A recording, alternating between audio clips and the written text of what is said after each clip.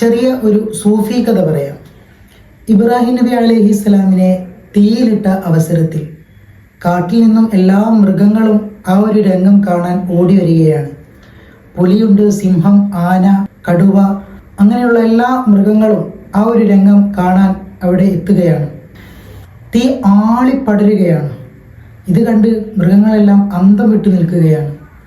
അങ്ങനെ കുളത്തിൽ നിന്നും ഒരു തവള കുറച്ച് വെള്ളവുമായി വന്ന് ആ തീയിലേക്ക് ഇടുകയാണ്.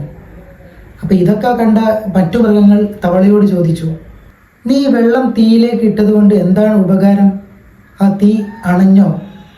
അപ്പോൾ ഇത് കേട്ട ആ ഒരു തവള മറുപടിയായിട്ട് പറയുകയാണ്, എനിക്കുറപ്പാണ് ഞാൻ ഈ ഒരു തീയിലേക്ക് വെള്ളം ഇട്ടതുകൊണ്ട് ഒരിക്കലും ആ തീ അണയാൻ പോകുന്നില്ല.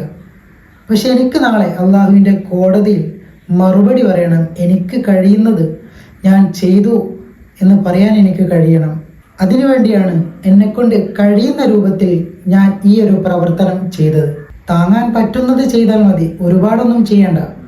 ഒരുപാട് സമ്പത്തൊക്കെ ഉണ്ടാക്കിയിട്ട് ജോലിയൊക്കെ ചെയ്ത് അതിൽ വലിയ ലാഭം ലഭിച്ചതിന് ശേഷം സമൂഹത്തിലേക്ക് ഇറങ്ങി മറ്റുള്ളവരെ സഹായിക്കാം എന്ന് വിചാരിച്ചാൽ അത് നമുക്ക് സാധിച്ചു കൊള്ളണമെന്നില്ല. എല്ലാം ശരിയായിട്ട് എല്ലാം ചെയ്യാം എന്ന് വിചാരിച്ചാൽ അതിന് നമുക്ക് സാധിച്ചു കൊള്ളണമെന്നില്ല. അള്ളാഹു തആല എല്ലാം എല്ലാവർക്കും നൽകുകയില്ല. കൊടുക്കേണ്ടവർക്കേ അള്ളാഹു എല്ലാം കൊടുക്കൂ.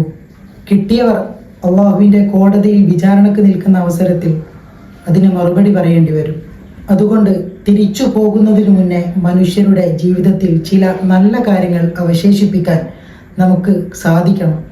നിർത്തുന്നു. അസ്സലാമു അലൈക്കും വറഹ്മത്തുള്ളാഹി തആല വബറകാതുഹു.